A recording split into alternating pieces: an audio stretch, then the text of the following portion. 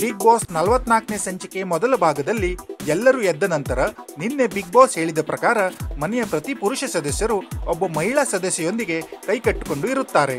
ನಂತರ big boss ಜೋಡಿ luxury ಟಾಸ್ಕ್ನ ಮೊದಲ ಹಂತವಾಗಿ ಟಾಸ್ಕ್ ಒಂದನ್ನು ಕೊಡುತ್ತಾರೆ. ಅದರ ಪ್ರಕಾರ ಗಾರ್ಡನ್ ಏರಿಯಾದ ಬೂತ್ ಒಂದರಲ್ಲಿ ಪ್ರತಿ ಜೋಡಿಯ ಸದಸ್ಯರು ಅಕ್ಕಪಕ್ಕ ನಿಂತು ಆ ಜೋಡಿಯ ಬಗ್ಗೆಯೇ ಬಿಗ್ ಬಾಸ್ ಕೇಳುವ ಪ್ರಶ್ನೆಗೆ ಉತ್ತರಿಸಬೇಕಾಗುತ್ತದೆ. ಟಾಸ್ಕ್ ಶುರುವಾಗುತ್ತದೆ. ಮೊದಲು ಸಂಜನಾ ಮತ್ತು ಕೀರ್ತಿ ಹೋಗಿ ಬೂತ್ ಅಕ್ಕಪಕ್ಕ ನಿಲ್ಲುತ್ತಾರೆ.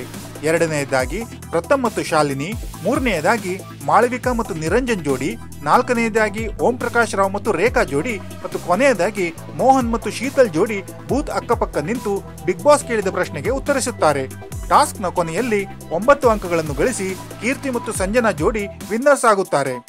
ಅವರಿಗೆ ಬಿಗ್ ಬಾಸ್ ಒಂದು ಜೋಡಿ ಬೊಂಬೆಗಳನ್ನು ಕೊಡುತ್ತಾರೆ. ನಂತರ ನಿರಂಜನ್ ಅವರು ಪ್ರಥಮ್ ತನಗೆ ತುಂಬಾ ಉರಿಸಿದ್ದಾನೆ, ಆದರೂ ಹೋಗಲಿ ಎಂದು ಸುಮ್ಮನಿದ್ದೇನೆಂದು ಮಾಳವಿಕಾ ಅವರಿಗೆ ಹೇಳುತ್ತಾರೆ. ಅದಾದ ನಂತರ ಗಾರ್ಡನ್ ಏರಿಯಾದಲ್ಲಿ ಎಲ್ಲ ಸದಸ್ಯರು ಕುಳಿತಿರುವಾಗ ಸಂಜನಾ ನಕ್ಕಿದ್ದಕ್ಕೆ ಮನೆ ಸದಸ್ಯರು ಭುವನ್ ನೋಡಿ ನಕ್ಕುತ್ತಿದ್ದಾರೆಂದು ಇಬ್ಬರಿಗೂ ತಮಾಷೆ ಮಾಡುತ್ತಾರೆ. ನಂತರ ಬಿಗ್ ಬಾಸ್ ಜೋಡಿಯ ಮುಂದಿನ ಹಂತವಾಗಿ ಪಂಚರ್ ಪ್ರವೀಣರು ಎಂಬ ಟಾಸ್ಕ್ ಅನ್ನು ಕೊಡುತ್ತಾರೆ. ಆ ಪ್ರಕಾರ ಗಾರ್ಡನ್ ಏರಿಯಾದಲ್ಲಿರುವ ಟ್ಯೂಬ್ಗೆ ಪಂಚರ್ ಹಾಕಿ ಅದನ್ನು ಟೈರ್ ಒಳಗೆ ಸೇರಿಸಿ ಇರಿಸಲಾಗಿರುವ ಕಂಬದ ಒಳಗೆ ಸೇರಿಸಬೇಕಾಗುತ್ತದೆ. ಪ್ರಥಮ್ ತುಂಬಾ ನಿಧಾನವಾಗಿ ಪಂಚರ್ ಹಾಕುತ್ತಿರುವುದಕ್ಕೆ ಶಾಲಿನಿ ಬೇಗ ಮಾಡು ಎಂದು ಪ್ರಥಮ್ಗೆ ಹೇಳುತ್ತಾರೆ. ಈ ಟಾಸ್ಕ್ನ ಕೊನೆಯಲ್ಲೂ ಕೀರ್ತಿ ಮತ್ತು ಸಂಜನಾ ವಿನ್ನರ್ಸ್ ಆಗುತ್ತಾರೆ.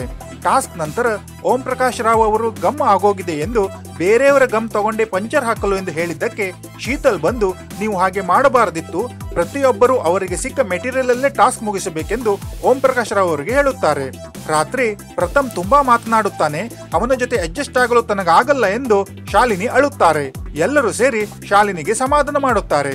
ಇನ್ನೊಂದೆಡೆ ಪ್ರಥಮ್ ಅವರು ಕೂಡ ಶಾಲಿನಿ ತುಂಬಾ ಪರ್ಸನಲ್ ಆಗಿ ಆಡುತ್ತಾರೆ ಎಂದು ಓಂ ಪ್ರಕಾಶ್ ರಾವ್ ಹತ್ತಿರ ಹೇಳುತ್ತಾರೆ.